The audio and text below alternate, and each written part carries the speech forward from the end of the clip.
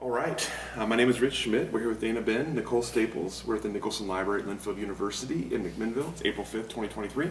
Thank you both so much for joining us today. Thank you. First question, and either one of you can start, is why wine?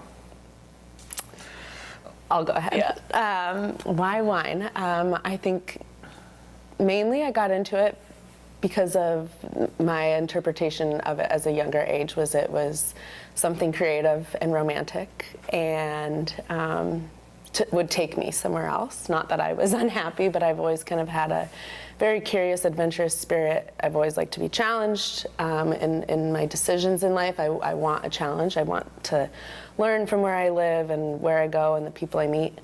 And I got kind of introduced to wine through a restaurant aspect, and immediately I saw that it had all those kind of qualities within the industry and all the different facets of the industry. So initially I was introduced by a family who opened a wine bar in Denver, and it's ironic that they all actually live up here now. So still friends, and we're staying at their house right now. But this was back in 2006, 7. And I started working at the wine bar in the kitchen, and I immediately was like trying to be out in the front and the floor and talking to people and like trying to like learn what these bottles were, and kind of just got thrown into it, but I definitely jumped in. And I was working in the front of the house, working with the wine buyer, tasting with the distributors, and then just slinging wine 5 days a week. I was sometimes on the floor alone, helping, big wine crowds, wine by the glass. It was like a happy hour, a very new thing in Denver back then. I worked there forever, and then I took myself to Chicago. Had never been, just decided it would be a good choice. My brother already lived in New York, so I couldn't do that. So I moved to Chicago, and I was bartending and working 1 day a week at a place called City Winery. And the initial thought was, when I was back at Cavo, I always thought like someone would be like, oh, come work at my winery. And that never happened. So then when I went to Chicago, I was like, I gotta do this. So I got the 1 day a week, and then I did that for a year. Winemaker said, you should do a harvest. And I was like, what's that? I was still like pretty ignorant. Like I knew what it was, but I kind of didn't know what it would entail. But I had a little taste of it 1 day a week, topping or shoveling compost. And yeah, so then I applied for a harvest out in California. I was very well aware of the winery, having been in sales. It was Costa Brown, and I applied for the 2014 harvest and interviewed with the assistant winemaker and cellar master at the moment and got it. And I left Chicago and moved to California. And in August of 2014, we met at our first internship. Nicole was a seasoned vet of, I think, 3 harvests at that point, maybe. I did two. So that was her third. She was very intimidating to me. I was extremely bubbly, outgoing, highly energetic, and just kind of like super wide-eyed about like everything in the winery. I thought it was like the coolest thing in the world. I was scared of everything. And she was pressing the Chardonnay over in the corner, and she was not just like the intern like me, like cleaning tanks and shoveling, like doing dig outs and punch downs. She like had a very specific job, and was very serious. She was very serious, and we definitely did not gravitate towards each other right away. But I really like cleaning. I stayed on. And because I like cleaning, I think they kept me on. And then a lot of the times they're like, well, we need you around for morale, So I definitely like found my place, but it was when I got the job, I like really took it on very seriously. And I worked my butt off to kind of get to the point of, I really, in my eyes, like what Nicole was doing. At that point, we had warmed up to each other and become friends. And we started camping a lot together. Her and her husband are big into the outdoors, and I re-picked up skiing from growing up in Colorado, and and we just started working together, and she was transferred into the lab, and I'll kind of let you take it over from there, but that's kind of where we came together, so. I guess going back, I definitely didn't give a shit about wine when I was in my 20s. I had no clue. I was from Florida. I like to drink vodka sodas and wear bathing suits. And I got tired of living in Florida, so I moved out to San Diego, where I met my boyfriend, now husband. He had been working in the wine industry, and he wanted to move back up to the Bay Area. So we were in Oceanside, down in San Diego County, and he wanted to move back up to get back into the wine industry. So we moved back up to Sonoma County in 2011, and I decided I was going to go back to school. So I already had a college degree in radio and television broadcasting, and I was like, well, I didn't really find a great job. This is like 2000, at this point it's like 2010, and I really hadn't found a career. I just had no idea what I wanted to do. So I was like, I'll just go back to school. And so I was going to school in San Francisco for copywriting and advertising. Hated that. Had no idea what I wanted to do with my life. And I went home to Florida to visit my mom, and she's like, just get a job. And I'm like, okay, yeah. She's like, just get a job. She's like, you'll figure it out. Something will happen.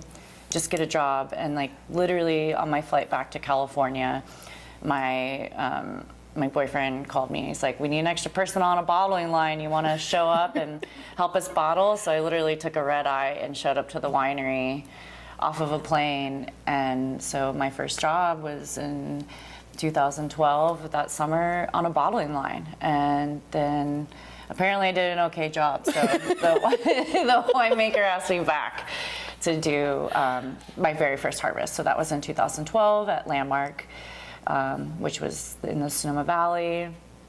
And then a year after that, I went to another winery called Lidmar. And these are all Pinot Noir, Chardonnay houses. And then, of course, I really wanted to work at Costa Brown because they were like this super culty, like very popular wine of the year by Wine Spectator, blah, blah, blah. Everybody loved and hated them. Everyone loved and hated them, absolutely. And so I wanted to work there. And I was determined. It was really funny. I was telling my husband, Shay, or I guess he was my boyfriend at the time, is that I was like, I want to be the first female to be hired full-time in this cellar. Because to be honest with you, it was bro scene. Just, the guys. It was the guys' crew, boys' world. And so I was like super determined, and it's probably why I was so serious, because I was very determined on getting a full-time job there in the cellar. Yeah, there had been handfuls, not many, but handfuls of female interns at Costa Brown throughout the years. But no one since their start in, I think, 99. But never a female full-time employee, and she got it. Yeah. Yeah, so I met Dana. She was loud and bubbly, and I'm like, yeah, I don't care. I'm like, cool, you guys are nice, whatever. I'm gonna do my job. I'm gonna work really hard, and I'm very focused on like what I want. Like, I was very focused on like, I decided I loved this stuff. Like, I loved it. I was like, this is my third harvest. I'm not sure if I'm really that good at it, but this is the year to prove to myself that I can do this and that I can eventually be a great winemaker. And so, yeah, 14, I was not very nice. It's okay. I've learned a lot. I learned a lot from her that year. I mean, I was from afar, but definitely had my eyes on her. Inspiring for sure. Well, it's funny. I feel like that vintage, like there was, how many interns were there? I think like 16? Between 11 and 12 or 14. I don't know. Because the teams, once we started full time, in hiring teams, they got bigger for a while. Like I think there was one year we had like 16 interns, but I think back 2014 it was like 11, which felt huge. Yeah. So we're all, and then of course they pitted us all against each other, which is hilarious because I think after the first couple of weeks of this internship, they're like, yeah, so there's a job position. Yeah, they dangled the carrot. They dangled the carrot, and so it was kind of. I was not eating. I was just there to have fun. And I wanted that carrot. Yeah, she wanted the carrot. I wanted the carrot. Yeah. So she got it. and I got it. But so. Yeah, I left right after that first harvest. I stayed on through bottling. I was kept on, but they were like, that was good, thank you. And I was like, I'm gonna be back. I'm coming back next year, like second year intern. I was like, I loved it. But I went to do some wine sales again for another winery, and in the same little, I couldn't go far. I was like in the same little complex, and I'd see them go by during lunch, and I'd wave, and I did. I came back in 15, and you were in the lab at that point. Yes, You had transitioned from white press and cellar work to I guess learning they knew I was annoyed cleaning bins all summer, so they decided to give me a challenge. Yeah. But yeah, I mean, I started in the lab, and then you were over at McPhail. McPhail Family Wines, yeah. Yeah, and I came back for harvest early, so I kind of came into the team like July, and we got ready for harvest, and yeah, I mean, the team, then the internship came in, and so I was definitely like the senior intern, and yeah, 15 was kind of getting. did I get married that year? Yeah, you got married that year. You got married that year. Oh yeah. Yes. Okay. Yes. Okay. Yes. Okay. She got married that year. I was like, wait, I feel like there's Like a in lot that went on, but between. really nothing. Like honestly, it was an interesting harvest. It was hot. It was Pinot Caviar year. Oh yeah. So like all the berries just looked like fish eggs. Like just it was wild, and it wasn't a year that like I reflect on too much, which is interesting. But It was a transition year. It was a transition. So this year. is like, you think about 2015 and actually what was going on a lot in the wine industry in California, and you see it here as well, is the mergers and acquisitions, things getting bought up, and change of ownership, and the companies getting bigger and bigger, and just swallowing all these other small That was our companies. first sale that we went through. Our first one. Our first one at Costa Brown was in that beginning of that year, end of 14, 15, yeah.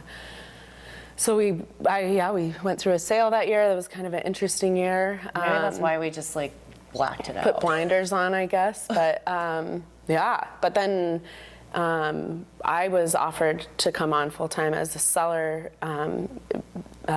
worker one, and I was lab assistant. I was working my butt off to like really stay focused and learn a lot, and I was like really, really, really like hyper, like I want to be the second female wine employee, I was like, and we were close at this point, and I had met her brother, side note, but so we were close at this point, but like it was going, and I was going for this full-time position, and the week I was about to get like offered the position, I made a major wine mistake. Like, in the scheme of things, it wasn't that major. I told her it wasn't a big deal. It wasn't a big deal. All the boys. They made it a big deal. It was a really big deal to them. And I was then put on probation, which just fired me up even more. Like, I was like, oh, you want to put me on probation? Like, looking at the camera on that one, like, I hope these boys see this. I hope they know who they are. They know who they are, and I got put on probation. But it was like, we really want you. Like, how could you? All I did was sulfur the wrong egg. A little 3-barrel egg. And it wasn't enough sulfur. It to wasn't. do anything. No, but it was at the wrong time. It was the wrong egg. I was not focused. I was not looking at my lot codes, and made a simple cellar mistake. And I. As I learned from one of our other employees, I took a licking and I kept on ticking. And that just made me, I was working 2 hours more than anyone to like clean early, like stay late. I was grinding. Which I was not happy about. I was grinding, and I was gonna prove myself.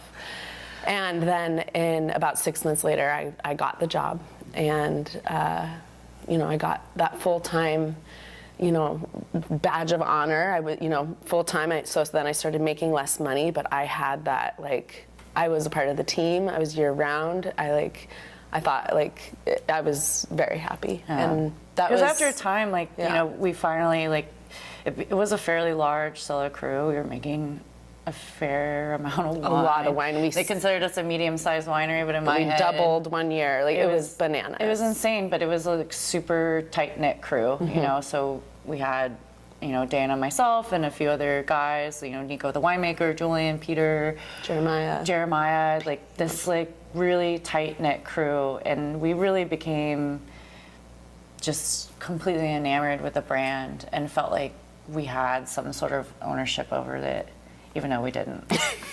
And we lived and breathed Costa Brown for a long time. for a long time. So that was 2016 I got the job, and that year was also the year that the new kind of management company CEO sent the cellar crew to Burgundy for a 10-day trip to see what actual high-end, world-class luxury wine is.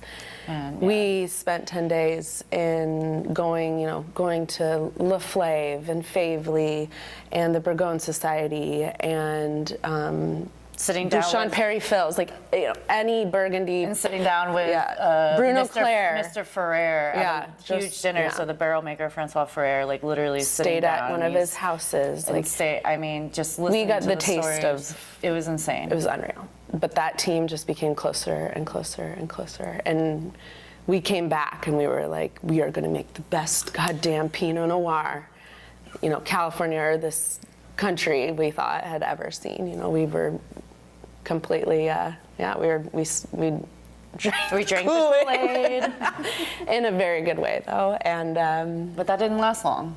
so then we went through another sale, and that was when, so that was, you know, we were there, we kind of cranked through some years at Costa Brown. You were the enologist, and I was running, I was the production assistant under the cellar master, so I was running all the intern crews, so hiring and training. She was running a massive crew of anywhere from 12 to 15 people, And plus I 2 loved full-time it. employees. Training people how to drive forklifts, the safety. I pretty much made it a kids camp every year. It was like, I mean, This is what winemaking is. yeah, I was doing way more like kind of, you know, the hiring process and the, you know, the back end time cards and like ordering all the gases and doing those kind of things. And I was, you know, there was one year I got to run the processing line, but really the only, like, we did all the things, and the only like common thread through the whole thing is like we always had each other's back and loved working with each other. And it was very much the cellar and the lab, but we kind of, I mean, we definitely kept, the 2 girls on the team, we kept like a lot of, I don't know. Kept the wheels on the bus. And then a lot of like communication going between The cellar and the lab. And because the lab was I thought, state-of-the-art lab. I mean, it was a pretty intense deal that you were running, and along with the winemaker, and so it was great. And it just kind of floated along for a few years, and then another I don't sale. know what happened. And, Another sale of the company. I think we also got burnt. You know, the one thing I think, you know, for whoever watches this is, and you know, as we continue this story, is to remember to have a work-life balance and not to burn yourself out. Mm-hmm. And I think there was a point where you were done. You were just over it. And I think it had a lot to do with the change of ownership of Costa Brown when Duckhorn decided to purchase, and we knew that they, you know, they weren't saying it, but we knew that they were going to go public and be a publicly traded company. And you know, I certainly understood what that meant. I think Dana was just didn't like the corporate world. I I was always a little bit of a rebel, Yeah. I guess. And I don't do well with authority, so it was a tough transition where It was really sad. Yeah, it was really sad because it was definitely like what we felt was like the final end. Yeah. That was it. Yeah. Like Costa Brown will never be Costa Brown. It's just Duckhorn. Yeah. And so. And you know, I think a lot of people were able to roll with that punch and stay and make it into the new form and kind of accept the new daddy in the house. And I commend them for that because it was really hard for all of us, and especially the ones that stayed. Like they were. On top they of had it, there was a been- big flood. Oh yeah, there was a giant flood. I think I quit like 2 weeks later. Yeah. I couldn't handle it. It was insane. Like what they promised us is not what actually happened. And I think at that point I was done. The dishonesty, you know, it just, you have to be, you know, they're looking out for what's best for them, Which you is know, fine. but which is totally fine and I completely understand. But, you know, at that point I was like, this is not the type of place that I want to be working for. And I had left She did. pre-flood. She already I did. left and She always goes. She's pretty good at Really leaving good at right timing. before like the natural disasters happen. so I left because I was just there was one day and I didn't want to say snapped, but I just whoop, I was done. I like figured out a new job and I put in my notice, and 2 weeks later the flood happened, and it was just like, it was kind of like the straw that broke the camel's back, because it just, the team kind of started to like pull apart a little bit. It was just going through, it was just going through its own transition phase, and that's totally fine. And then you, Fast forward, Napa. Napa, What year was that? 2018. The flood was in 2019. Early 2020. You left in 18. The flood 18 was my happened, last harvest at Costa Brown. and yeah. then 2019. Early in 2019. February was we had a huge atmospheric river. So then, fast forward, I had decided, I got another wild hair that I was going to work in Napa, and I had followed the previous owner of Costa Brown. He offered me a job over in Napa, and I went after it because I liked working for him. And I went over to Napa, and I started commuting to work every day from Sonoma, and I was given the opportunity, and I'm so thankful for it, but to be the cellar master there and run the show. And in the cellar, work directly with the winemaker. There wasn't an assistant winemaker. And I came in hot, and I was able to take an absolutely beautiful facility and keep it beautiful and hire great teams. And Even though it was under construction. It was under as well. construction. It was a headache, but it was a great place, and I was working with a great winemaker, and it was very challenging, and that was a great year. 19 was an awesome year. Short end of the story is Nicole also came over and joined me. And Apparently, we really like working with each other. We couldn't stay away from each other long. Yeah, so. it's really, really interesting. Like, I was like, I don't know how, I think sometimes I look back and like, I don't know how I can survive in this industry without Dana. Amen. I was like starting to get a lot of orders from the winemaker, and I was like, I don't know any of this. It was all the chemistry based stuff. And I know enough to get by, but I wasn't, it was never my focus. I was way more into like the machines and the pumps and the team. And so we kind of led that. Joined forces again. And we led that year together, and it just turned out that It was great. It was a a wonderful vintage. Like, things turned out really well. It was a challenge because, you know, we had been working with Chardonnay and Pinot Noir for so many years. All and brand it's like, new. cool, let's get into some really high-end Napa cabs. You know, and so we went from high-end Chardonnay and Pinot Noir to high-end Napa Cabernet and a little bit of Sauv Blanc and, you know, Bordeaux varieties. And it was great. It was great, and it was great. insane, and it was a completely different way of, different style, different way of making wine. different size. Different size. It was and, very You know, different. chemistry, like, so the winemaker had, you know, he was a chemist and had that kind of background, so he loved research and data and information, and so I think from there we got to learn a lot. Yeah. Great learning experience, but definitely a challenging work environment. Very challenging work environment. Yeah, it was great, and that year was awesome. We ended up keeping on all girls, so it was an all-girl cellar team crew for about a year.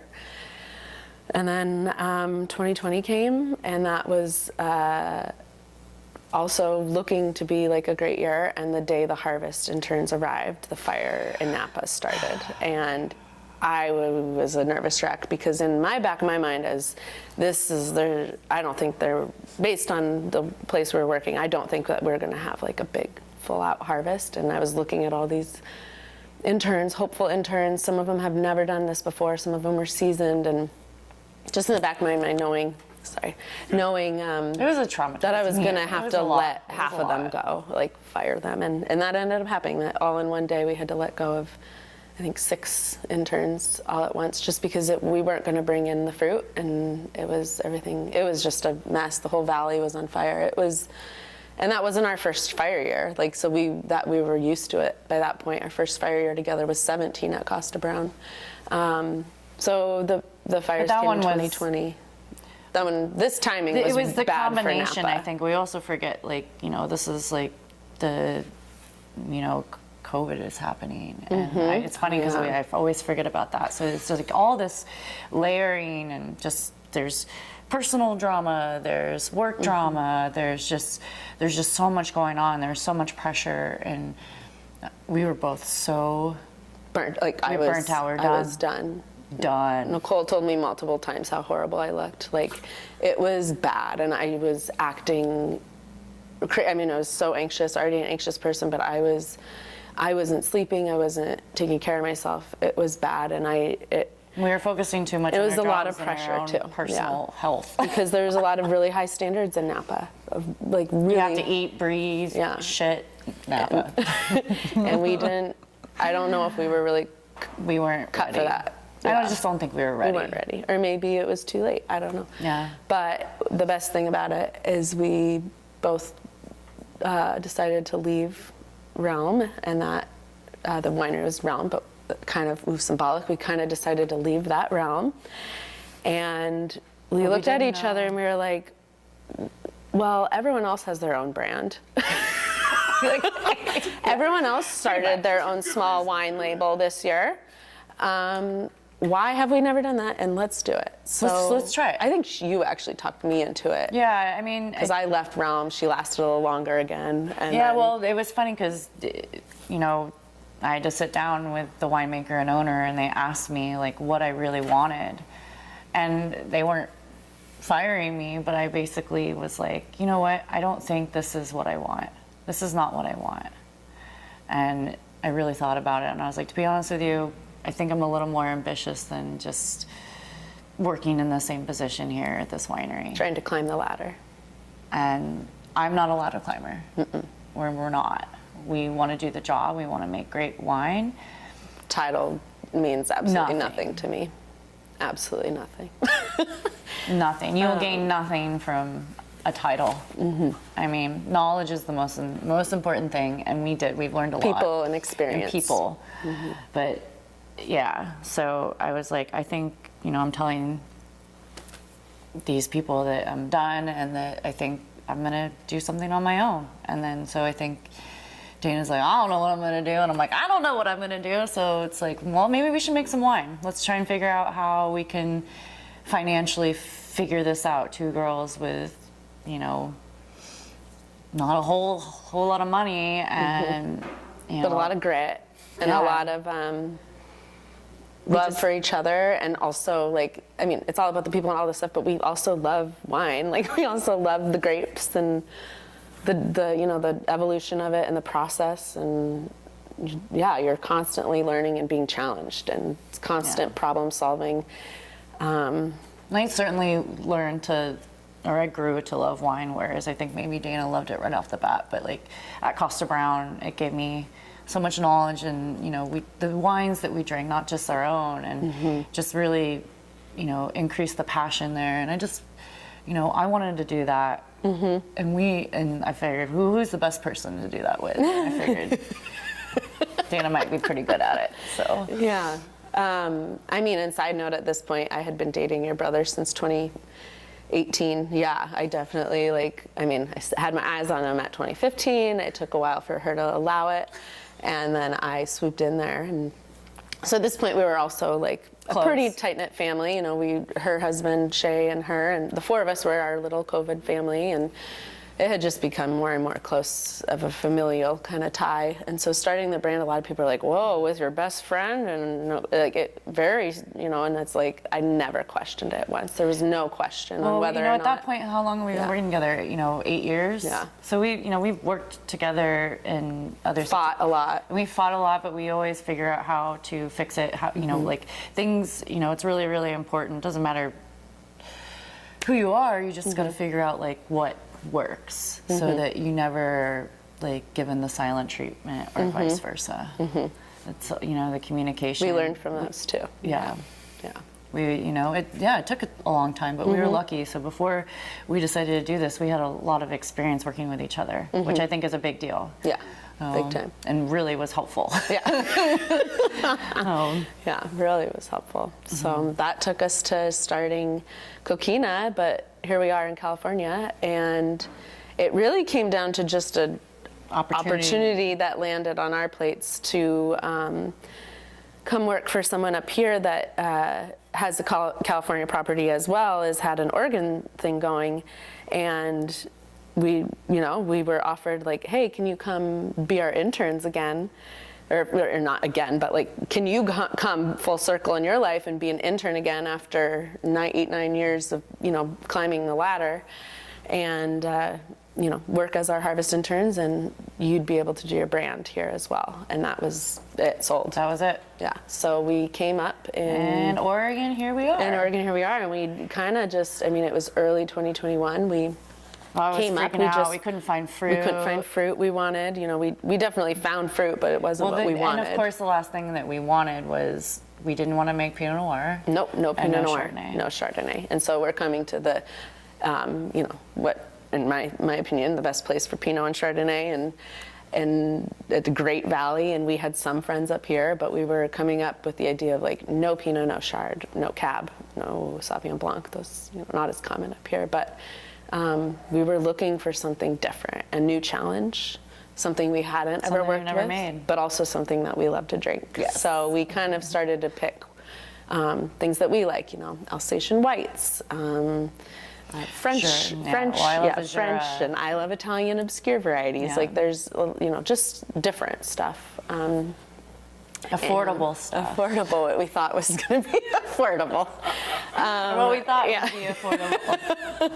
Budget's great. So but yes. So we found a great vineyard, and we met with the owner immediately. So it felt like, oh, okay, we weren't meeting with an assistant of a person of this. Howard Rossback of.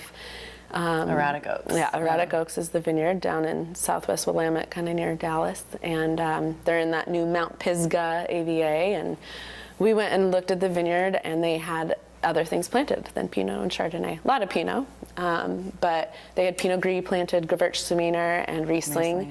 And Pinot Gris was definitely one of them that we were super interested in. We didn't know they had Riesling, and we were like, ooh. But the first year, we just decided to do some Pinot Gris. Just one wine. Let's start easy, chewable.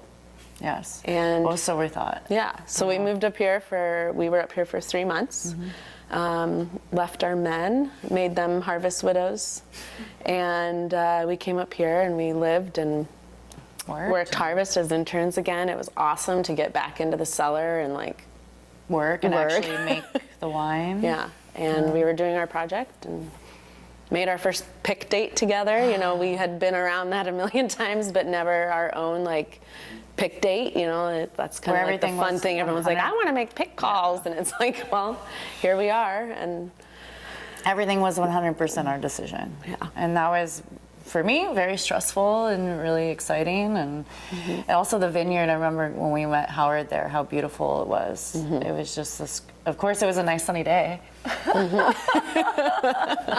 Yeah. And it was just like this beautiful bowl and just gorgeous. It was just gorgeous. Very well managed. And we met the vineyard manager, Lisa Zuniga, and we fell in love with her. She's we see a lot of ourselves in her, and she's amazing, great attitude, just a rockin' personality, little rock and roll chick, and just awesome woman. And we immediately felt okay, we are going to learn from her. She's going to work well with us. She's going to listen. She's going to teach us, and that she's been nothing but all those things So she's been great. So we started to meet more people, and yes, and it's just kind of like, now it just kind of all feels like a blur, and I don't really know how to go. For me, making the wine is always easy. And I'm sure you've heard this like 1,000 times. It's making the wine is easy. Everyone says selling the wine is the hard part. Well, yeah, that's hard, but for me, like all the back of the house stuff, all the regulations, all state to state, all the BS with like, licensing and compliance, and it's probably like one of the most frustrating things in the wine industry for me, and it's probably frustrating for every single winery in the country. It's the one thing, I'm all for small government, but man, I just wish there, like, commerce between states, especially with alcohol, could be easier. It is just so ridiculous, and it really, really inhibits small producers like us to venture very far. It's wall after frustration. So. And she deals with most of that stuff. And it takes a long time, and it's like, well, we can sell here, but we can't sell there. Or we have this license here, but we need this license here, and we can't get it because of this, this, and this. And it's a constant battle. And in the first year, I'm like, I had a lot of ideas. And I'm like, we're going to do this, and this, and she's like, you can't. We can't.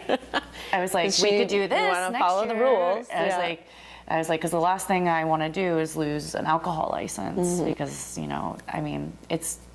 it's because it's alcohol. Just because it's alcohol, it's just so much harder, and you have to be so careful. And on top of it. And maybe I'm just paranoid, but but yeah, I would say like making the wine, we were super excited about it. So fun. It's never going to be perfect. No, we learned from it. But like the government. Yeah. It's tough. Oh man, it was from day one almost. Yeah, we bottled 220 cases, our first vintage. That is it. And then we had to figure out how we were gonna get it to California so we could, because that's where we lived. And so we had to like rent a U-Haul and like drive all this wine down and like keep some up here and have our friends take care of giving it to people up here or shipping it out. Like it became, we knew this was going to happen, but it became way more, like the back end stuff was like way more overwhelming than we ever expected it to be. But the sales, like I love the sales. Which is great, because I don't mind the back of the house. Like I can take care of it. It's just as long as like she can give her the documents she needs and like, the stuff. Give me the receipts. Yeah, sign here, yeah. But the sale, I mean, I love that part, but it's just like you turn and there's just no room. You're just like, it's like pinned up against a wall. So it's just, but we loved the wine. And I think if we hadn't been so proud of the product, all of this other stuff would have completely crumbled it immediately, but we were just like, but we had this bottle, and we were super gung-ho to sell it. One wine, and we wanted to get it in front of people, and we did. We worked, since we bottled it in 22, it was February of 22, we spent this whole last year just getting it into small little shops in California. People we knew. We loved having it at places we frequented it ourselves. We got an awesome small business himself distributor in Portland who was like trying to scrape by and work with all these legal things himself even, and took on our wine just because he tasted it and we met him and he believed in us, and he took us on and got us into some incredible little wine shops and restaurants in Portland. And we try to visit every single one. And we went to visit all of them, and we're California kids coming up here. It's like always a little like, why? What are you doing? What are you doing? Why don't you live up here? Like a lot of, it's a little confusing, but I think through building those relationships and them getting to know us, it started to make a little sense. And Doug, the distributor, he was just, he worked his butt off for us, and we worked with him for a little while. And then eventually he had to make changes in his business life, and so we were kind of left without a distributor. So recently we've found a new one, and so it's just like, starting that relationship over. But it's definitely worth it, because when you go to a restaurant and you get to like sit down and the owner comes over and addresses you as like, oh, you're the winemakers of Coquina wine. I was like, I didn't even like. I guess ego plays into it. Yeah, just a ego little bit. plays into it a little bit, and Yeah. it was like such a cool experience, and like to go see it on a, a shelf, and that's why you see all these small brands of these people like constantly every day posting their little wine at the wine shops, and oh my God, we're on a wine list, and it feels very flooding, but then when you think about like how it does really feel, it's so exciting, and it is like a really proud moment that you do want to like share with a lot of people. Not that sells wine. Not that that sells wine, and it doesn't. Yeah, it doesn't. The boots on the floor, I think, sells the most wine. Yes, it does. It's really interesting. The Instagram is great. I think it's great for like business to business commerce. Maybe not necessarily for a consumer, but it was just really, really interesting. Once Dana started our Instagram page, like distributors would reach out to us, wine clubs would reach out to us, like, can we taste your wine? We'd be really interested. And I mean, it was a great way to market to other businesses, not necessarily the consumer. And what we realized is that because we're so small, and even though we know a lot of people, most of them are in the wine industry, they're not wine consumers. And so our direct to consumer business wasn't going as well as maybe what we thought it would. We also decided to do it in a state where we don't live. Yeah. And so people up here, they're like, no, I mean, no one already, only a few people know who we are up here, and those are our good friends from California. So it's a very interesting thing to straddle and try to convince people, like, no, we're the good people from California. Yeah. Well, distribution is very helpful. Yeah. I mean, it was extremely helpful because we don't know the area as well as I would. We're still learning the vineyards. We're still learning the geography. But being interns also at the company where we make our wine was so helpful because we had to do vineyard sampling again. It kind of was like a full circle, like back to like where you're the intern again and you're like going to sample the fruit and learning the plots and like driving around and learning, oh, this is Dundee, this is Ribbon Ridge, oh, we're in Chehalem now, like that part kind of really kind of went along with it and kind of gave us a little bit more behind our belts to be like, oh, we're also making wine up here. We know these people, we're starting to meet so-and-so. And so, yeah, and that puts us here, I guess. We're about to bottle our second vintage. Yes, we're about to, on Friday, we bottle our second vintage. We've made 3 wines now. We got our hands on that Riesling. So we did the same Pinot Gris and now the Riesling from the same vineyard. And we also brought in our first red wine under the Coquina label called, it's a Trousseau.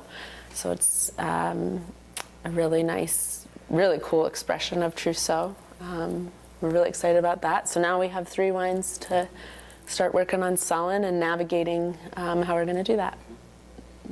3 times as many Instagram posts. Yeah. Believe me, it's hard to, I know I should be doing it more, but it's really, We're going to see a distributor We're going to see a distributor right after this. That'll help. There's definitely probably a photo op there. But it really is, it's for me, like running the Instagram page, I keep touching that. For me, running the Instagram page, which is totally fine, I'm happy to do it, but I lost a lot of steam. And it's hard to like keep it up. And life changes. Life changes, and there's so many people that are really good at it, and it's crazy how. Like I really do want to brag about our wine and us, but I don't. Like I don't have any desire to, and I feel really uncomfortable by it sometimes. But then you start looking at others, and you're like, we don't do it enough. Like we're not here. We're not placed here. They're not buying this here. It's a mind blur, and I think that's for everyone in this country, not just wine people. So it's interesting. And everyone has their own label now, which is great, because everyone should experience making something they're on their own for themselves. But it's a crazy world, and life changes. Yes, so the new challenge, she got married and moved to Florida. Yeah, so now I don't live in an AVA anymore. And it's a little heartbreaking to leave the wine industry. It really was. But you're not leaving it. I'm not leaving it, but leave it. Like when I left Oregon in November this last year, I immediately went to California, and Austin, my now husband, and I we headed east, and it was like, it didn't quite hit me. It doesn't ever really hit me until I see Nicole, like on FaceTime or in person. But it's a little sad. But we're still gonna like keep doing it, and we're gonna figure out a way, even though everyone's like, how are you gonna do that? And it's like, there's always a way. It's so funny how everyone's so pessimistic about it. Yeah. We're like, I don't know, we'll figure it out. We'll find some fruit here or there. Like I think the goal for us, it might not be to be a famous winemaker that's, on television or, has this great brand that's publicly traded, but, to always have that connection with making something. And so, the challenge this coming vintage is whether or not we decide to continue to make wine here or in California, which we are. We just are trying to figure out, it's like, okay, so, Dana has these opportunities in Florida, because I'm buying a wine shop. Yeah, so because I do really thank you. I love selling wine, and I love introducing people who have no idea what's going on to like just make it easy and swallowable. Like wine should be fun and easy, and you don't know how to pronounce it, neither do I. Like let's let's do this together, and I love it, and we're going to sell our wine there. I hope. I don't know if that's legal or not, but we'll find the right distributor. We'll figure it out. Exactly. So, yeah. So we have that going on, and now. And I'm working in Napa again. And she's in Napa again. With full time. And making Pinot Noir and Chardonnay. And actually all of it: Pinot Noir, Chardonnay, Cabernet, Syrah. So I'm working specifically for a vineyard in Coombsville, and.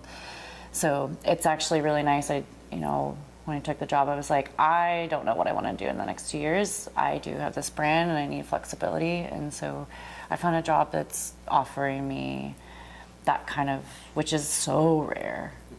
Work-life balance. Work-life balance. Yeah. And I'm also, of course, working with two guys that we worked with at Costa Brown. Yeah. So again, all the way around. Super jealous. Yeah. So, and that's where we are today. And we had a discussion this morning of what is the next grape we want to make into wine. So, and Cab Franc is on the table. We do love drinking white wine, but it might be a red wine year. And we definitely have also decided that it's not forever. Like we have a lot of great people up here that we've met, and we love the wines up here, and that's other than opportunity, it's also being drawn by the quality of the white wines in Oregon and Willamette Valley specifically. So it's definitely our climate, our terroir kind of choice for making wine, but you can't always control where life is going to go and what's going to happen. Yeah. So we might, you might see us this year, you might see us in a couple years, you might, it's definitely life comes first, and people we love and family comes first. Yeah. And that's what it comes down to. Is, I think we kind of have come to this conclusion that, as much as we love the wine industry and we love making wine, we love having our own business, it's so difficult. And it takes a lot of perseverance, and we also know that we cannot neglect our families, and we can't neglect each other in that sense.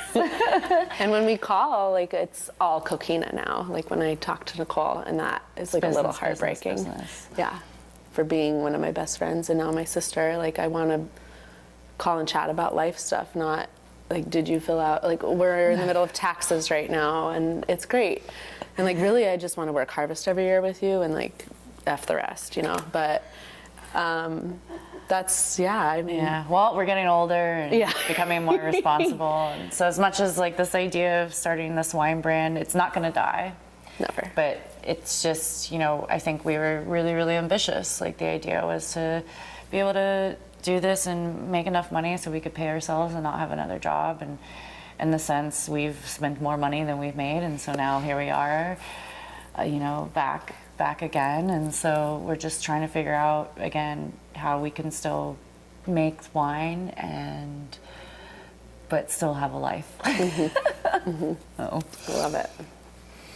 So I want to back up for a second, and you covered obviously a lot and much, but I want to go back to like first experience in wine, first harvest experience or first cellar experience. Dana, I'll start with you. Tell me about the first time in Chicago, and then you go to your first harvest. What was it about the work that was attractive to you? The hard work, the dirty work, the manual labor, the fact that I got home and my hands were bleeding and I was exhausted. I cried when I got my first day off after 28 days because I was able to do my laundry.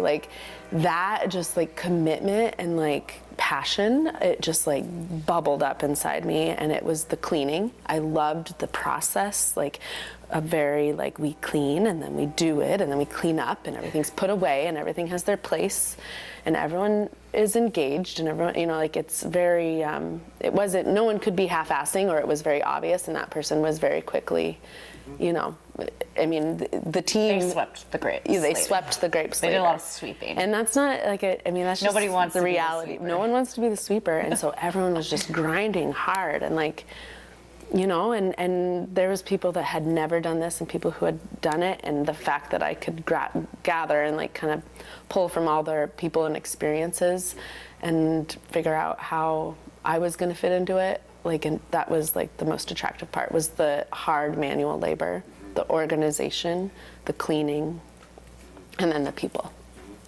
And it's weird to think all of that, yeah, of course it was the fact that you get this product that's wine, is winemaking.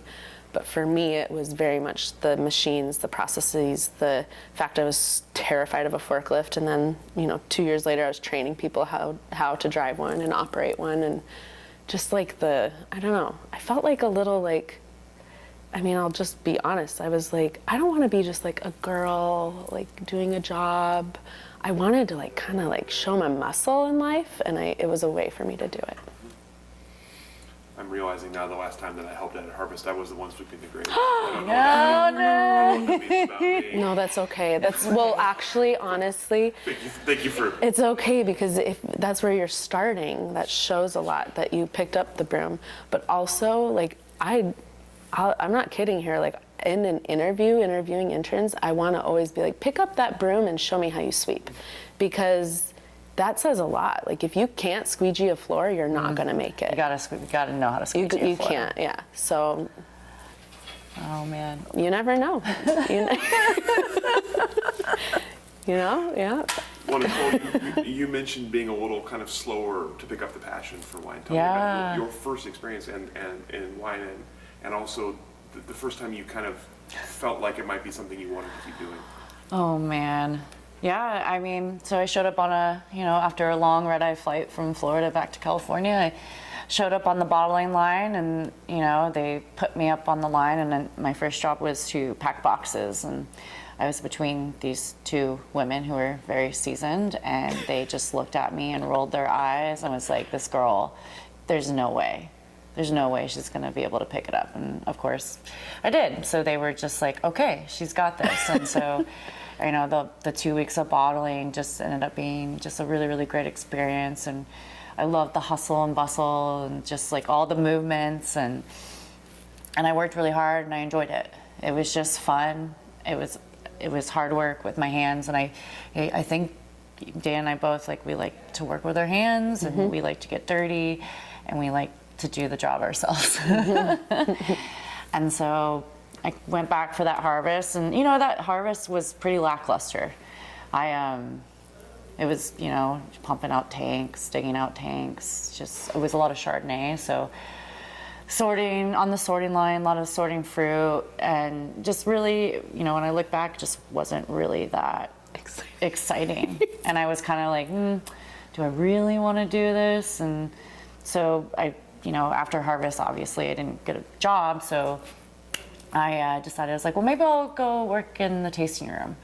And so I got a part-time job in a tasting room, and then I also got another, what else did I do? Did I get a part-time? Oh yeah, and then I had a part-time cellar job at this place called Inspiration, which is this tiny little custom crush at this he was early tech guy that decided to start, his own wine brand.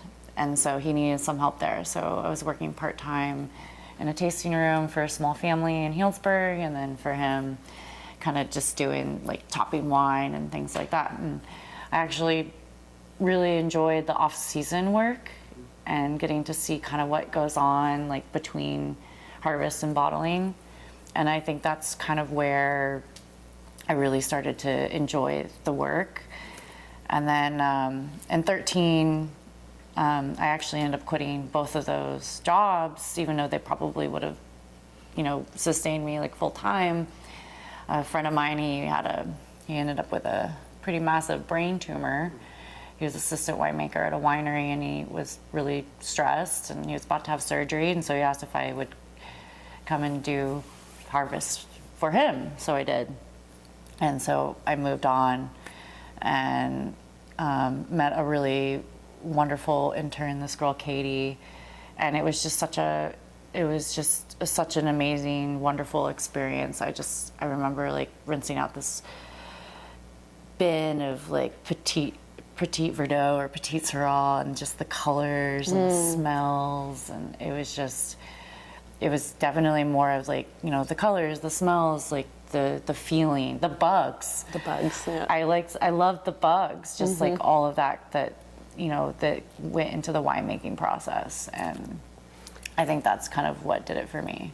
And then KB. Yeah, and then you went straight to KB. Yeah. The interesting thing you said that I've never really, it makes total sense now that you say it, but I've never really picked up on with you is the off-season thing is where you fell in love with it, and that makes total sense with her personality. Like, it was, the harvest I caught the bug during the harvest, but you caught the bug in the off-season. She is way more thoughtful and slow, and like, one of the smartest people I know, but like the change of the wine. It's like, you process it, you ferment it, blah, done, right? Yeah. But there's this whole other world where most people get bored, but. And my job was to maintain and take care of it. It's really interesting that they were my babies, and you take care of them, and you make sure that that by the time it gets to bottling, that they're sound, amazing, beautiful wines, and that is what I really enjoy about making wine.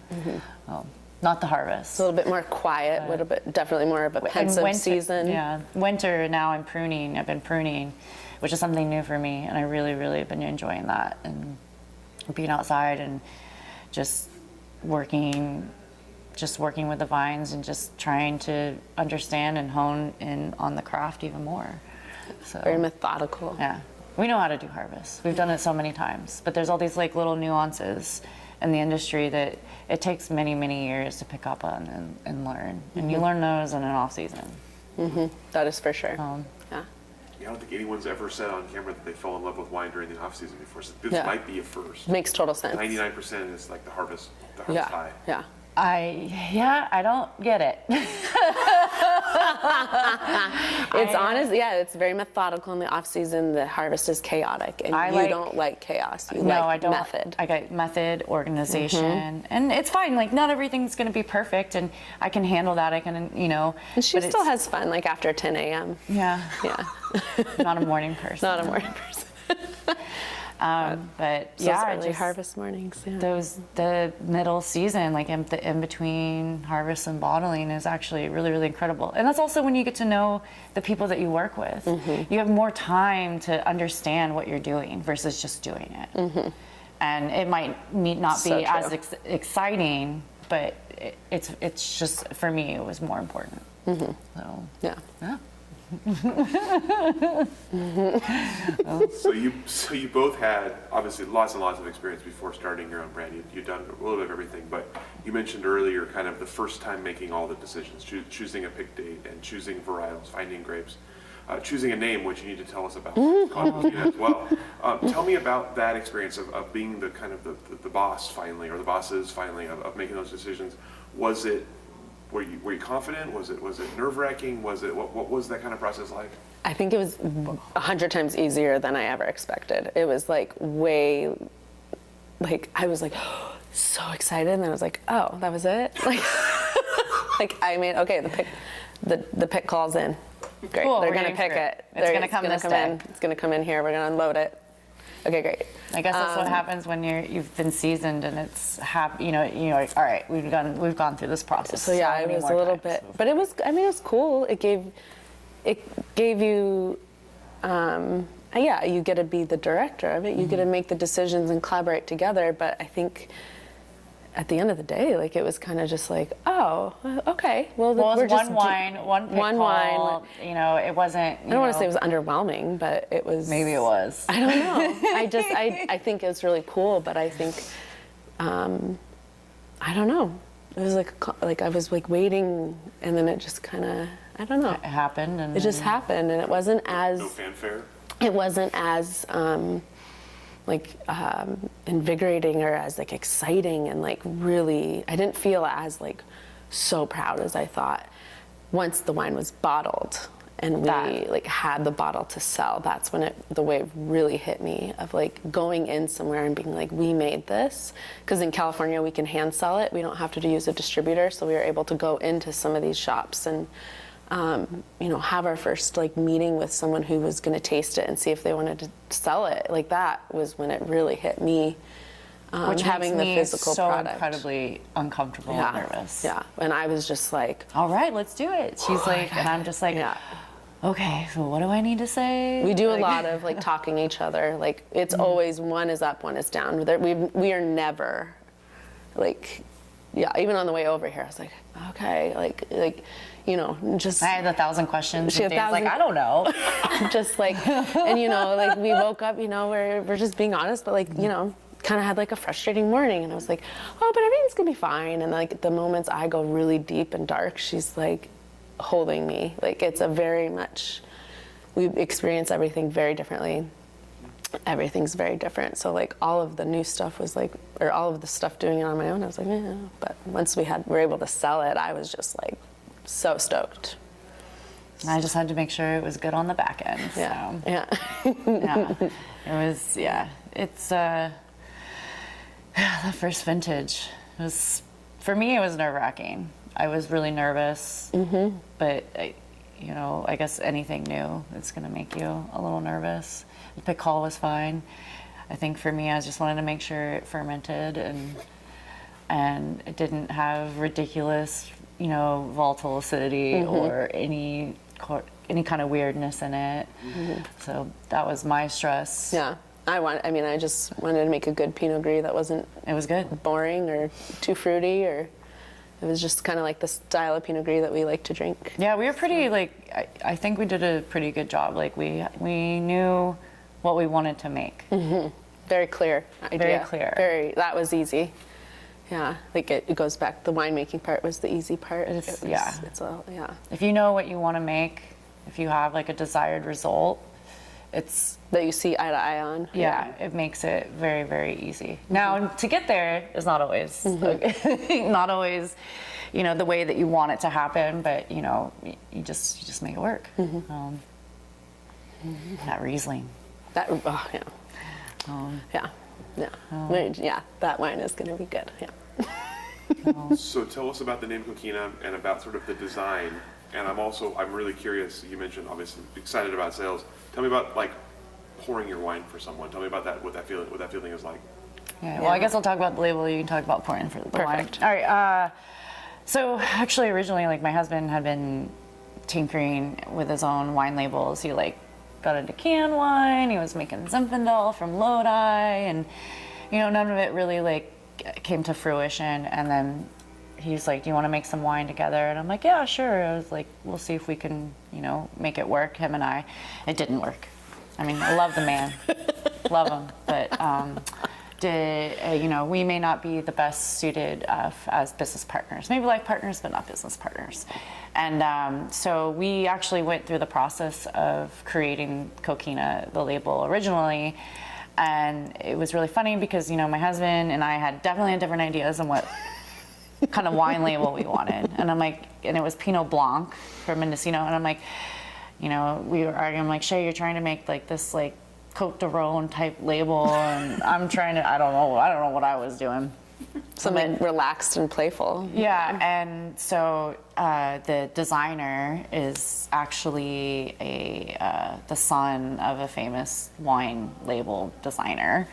And this was going to be his first wine label, so he went through the process with us. So we actually had a designer, his name is Charles House, his dad is Chuck, help us go through the process. And then his sister as well, Lauren, helped us. And so they would do all these boards. I should send you the boards, actually. It's actually a pretty neat process. And like That is a cool piece of memorabilia. Yeah, I will find them and I'll send them to you. And so he's like, all right, circle stuff and cross stuff out. And then, and then we would just have conversations. And it's funny because we never met in person. It was always on the phone.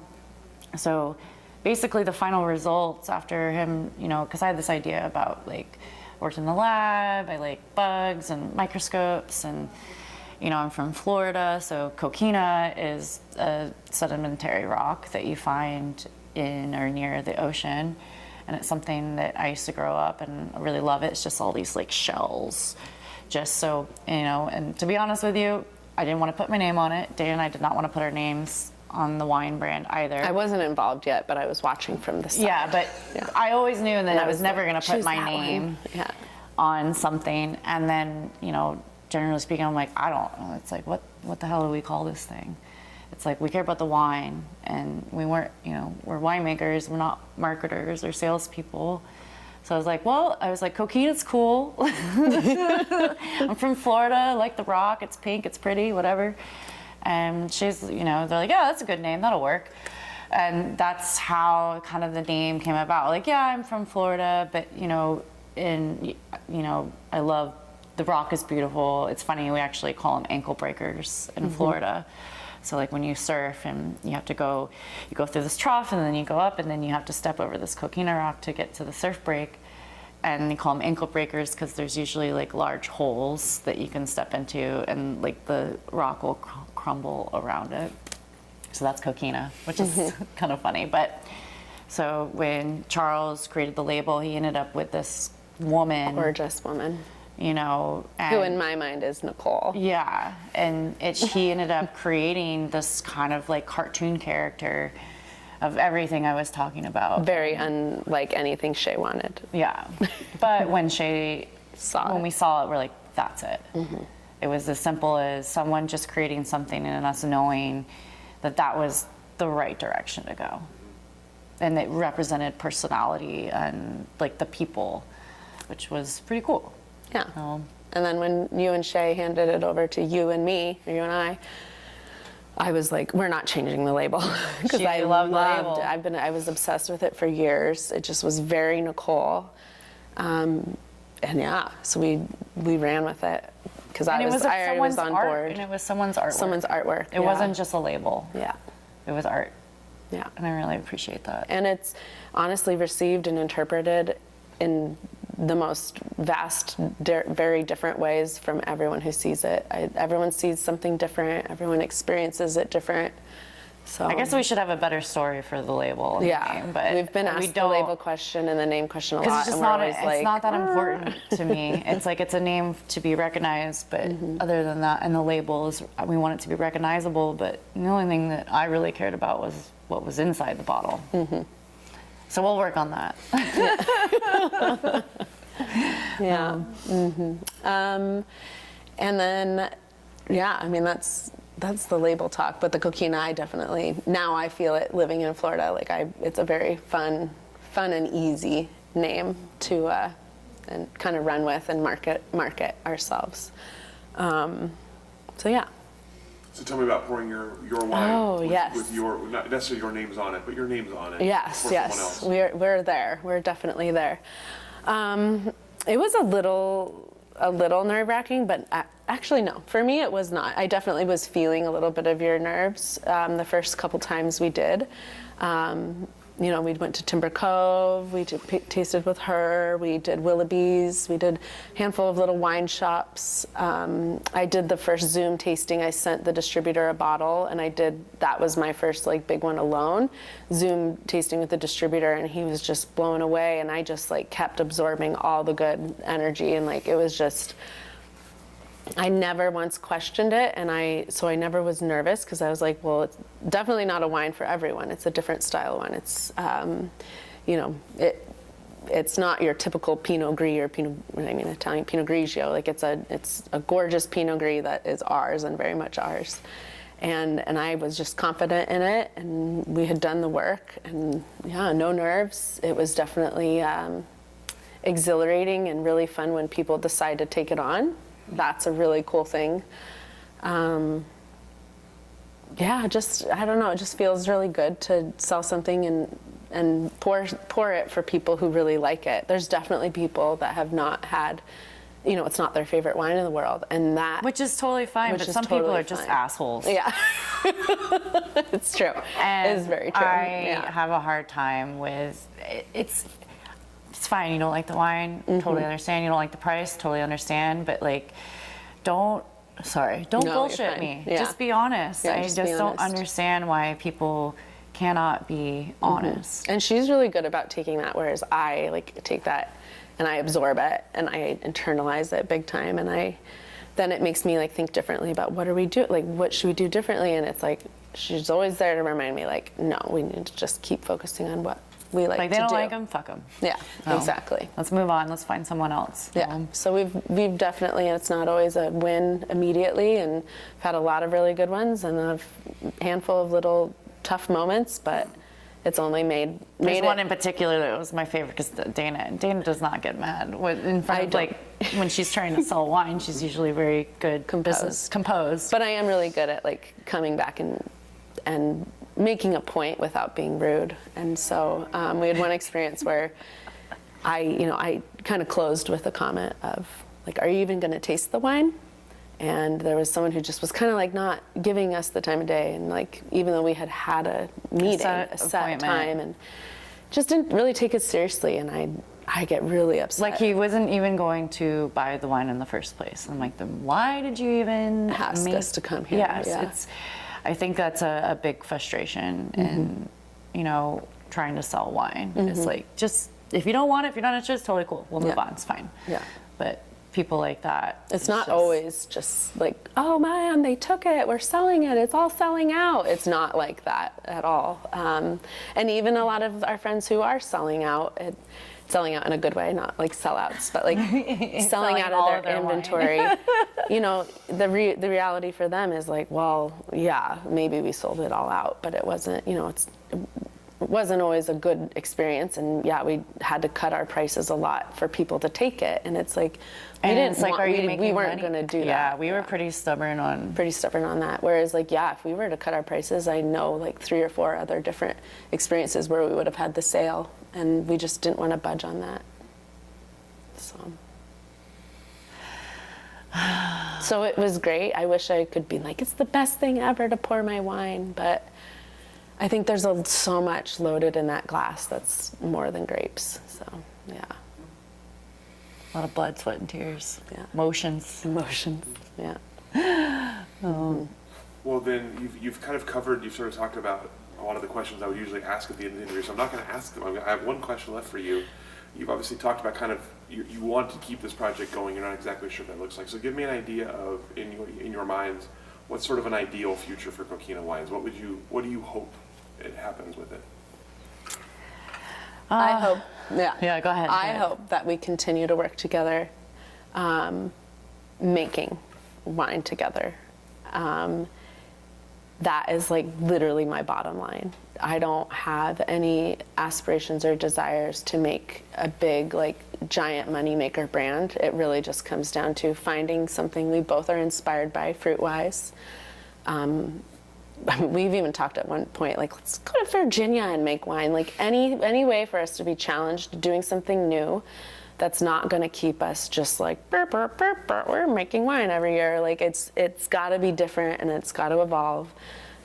It's got to be small enough that we can have a balance of life and manage it. I have so many other passions, and I have way too many other things I want to do that it's going to always be a part of my life, but only if it works and we're both happy. But I already, there's a short list of all the grapes I still have yet to work with. So Yeah, I mean, you know, for the future of Coquina, it'll always exist.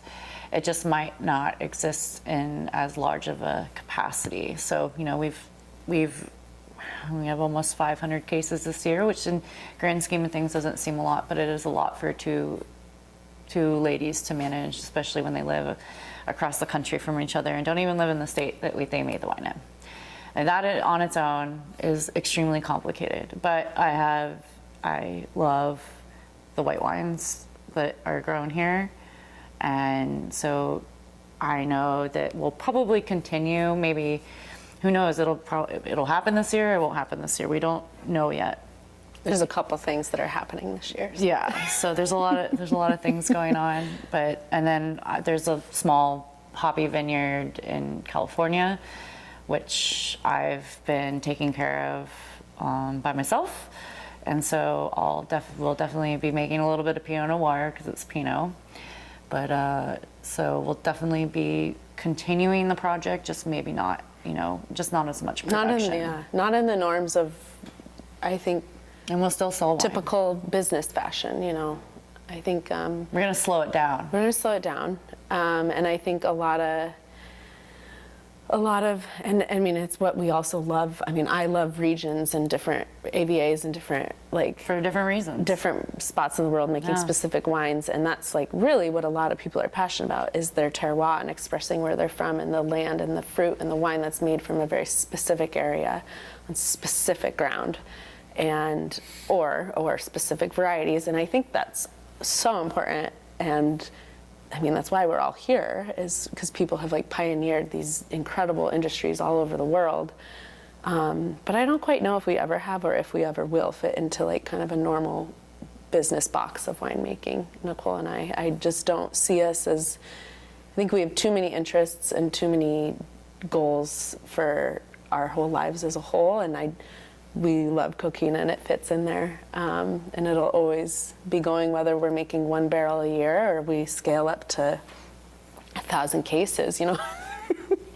But it's just as long as we can make wine and it fits into our lives. Well, I think I actually lied, because I do have one other question. So obviously, Coquina is not the only thing you mentioned, other things. So, Dana, I'll start with you. Outside of Coquina, wine shop, getting started with that. Tell me about what's going on, what's going to happen with that? Yeah, so moving to Florida, I mean, I love being on a forklift, and so I was like, I'm moving to Florida. I don't think I'm going to get into wine there. I love her brother so much, so that's why I moved across the country. He wanted to move home, and I did not. I was like, I'm going to go find a forklifting job at a boatyard, you know, something, or, you know, anything really. I'd be down to do anything new as well. But I was like, just, you know, fumbling around on something as simple. I think it was like ZipRecruiter. I was just looking for a job. And I found this post that was like, small wine shop opening in Vero Beach, looking for a wine professional. And I was like, this is a joke. Because I was like, I kept telling Nicole over the last however many years, like, I'm going to own a wine shop one day. Like, I would really love to just have a little, talked about it. A little wine shop, you know, with a little craft beer section, and like little business. And like, I've thought about any which way that I could open this wine shop. And just so happened this dude was opening it, first and only. And I went and talked to him, and it was kind of kismet. He was just like, I'm about to open, so let's open this together. It'll just be the two of us. And it's kind of been the first few months, and it's been going so well, and I love it. And he's like, look, you seem to like, the store's called Happy Girl Wine Co. And so he was like, I can't be in the store. He's like, you are the happy girl. And honestly, it's just like been this culmination of like the whole wine experience I've ever had. Now it's like in this little shop, and I love it, and it's on the beach, and it's just great. And you know, it's in the process right now, but I'll be able to like, you know, bring in what I want to sell, and I'll be able to, yeah. I mean, it's a lot of this, you know, it's an interesting area of Florida, and it's been just very exciting, but it provides a really cool, you know, schedule and life that I can still go fishing all the time and be on the the beach and the ocean with Austin, and get to know a whole new environment, which I love moving around. So it's and then now I just get to still be in wine, which is it just cracks me up. I thought I was like a joke or like a sting at first. I was like a wine professional, and he's like, "You're the only person that reached out to me that actually has worked in wine," and I was like, "Really?" So it's really cool, and like I'm really, really stoked to have found it. So I'm gonna buy it and have my own wine shop. That's awesome. Thank you. Awesome. And Nicole, back in Napa, so tell us about what you're doing there and what's next for you. Yeah, so, again, we spent a little more money than we made, and so it got to the point where we both were like, yeah, she's in Florida, she gets her job, and I was like, I need to get a job, but I actually was waiting to find the right one. I knew I wanted to, or I think I still want to be involved in the wine industry in Sonoma and Napa County, so I was just patiently waiting for something to be available. And it just so happened I found out that someone left a position at this winery, so I just gave my friend Ben a call and said, hey, I was like, you interested in taking me on? And so I told him, I spent a lot of years, managing a lab and managing people and not really focusing on the actual wine part of things. And so I really wanted to get back to just the humble, just being in the cellar, no stress. So, and it ends up being really great. They are an all biodynamic, organic company. So, and then where I work is just a vineyard, one vineyard. I work on the vineyard. I get to be in the vineyard every day. We got cows, we have chickens to take care of.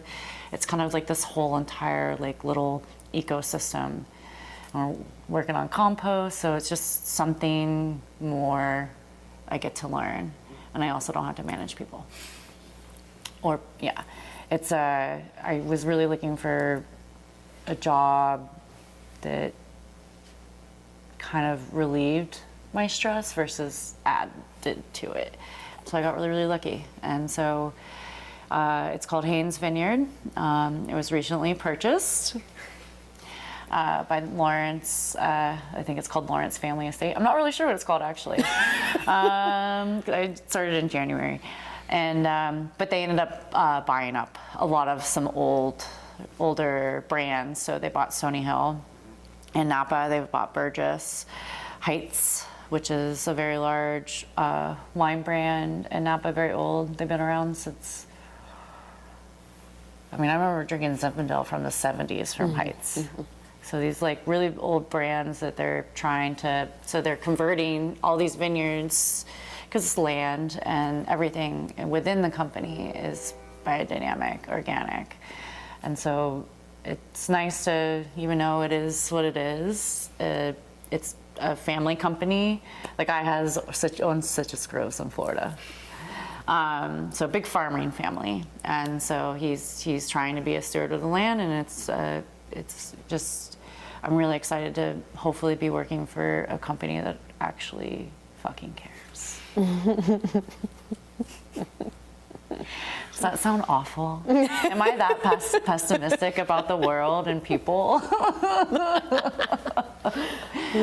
I have no idea what the hell I want to do. I'm like to go on adventures. I like to travel. I like to ski. I like to be outdoors. I think that's the biggest thing. Been indoors for so long. I'm tired of it. Like I think it made me miserable. So I finally get a job where I get to be outside. I get to continue to work with my hands and continue to make a really, really amazing wine from an amazing property. It's really special. I can't wait for you to come back out. You've been there at least once. I've been there for lunch. Lunch once. Yeah. So, and I get to work with two amazing guys that I previously worked with. So Nico and Ben are absolutely amazing, and they truly, truly care. They truly care. They are, they eat, they live for this kind of stuff. So it's nice to work with people who just truly care about the land and the people and for the industry. So, No matter where you are, what state, yeah. yeah, that's about it.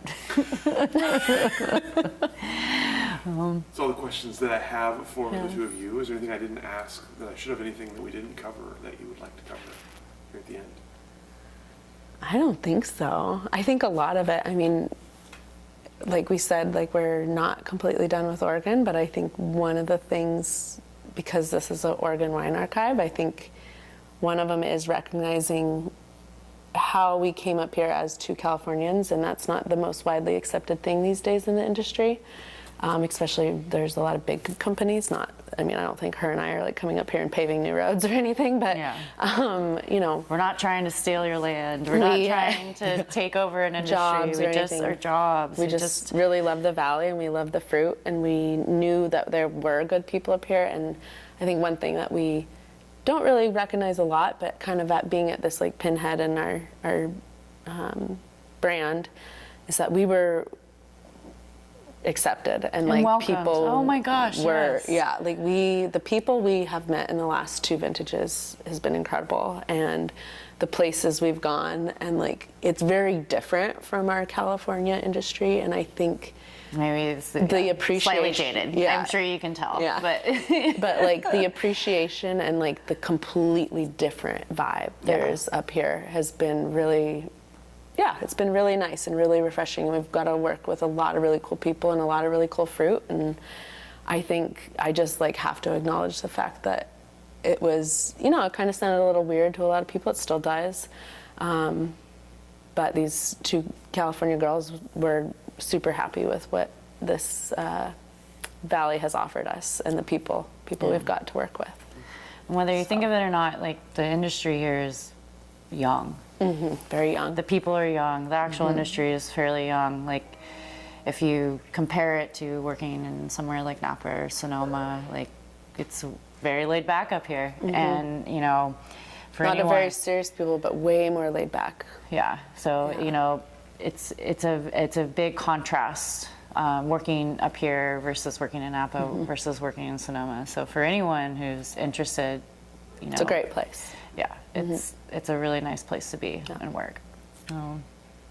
Even if you're from California. Even if you're from California. Yeah. Neither of us are from there. Let's make that clear. If you come here from California, I guess I should say. Yes. Yeah, we always we would send interns after Cali Harvest up to Oregon, having Check it never out. worked here, and now that we have done it, we're like, oh, good. I'm glad it was good, because it's been great. So, yeah. That's Coquina. That's awesome. Well, thank you both so much Thank for you. coming and sharing your story Thank with you. us. Thanks for being so open to different kind of style, maybe. But Absolutely. And best of luck with everything to the two of you. you too. We'll go ahead and Thank let you you. off the hook. Thank right. you. Appreciate it.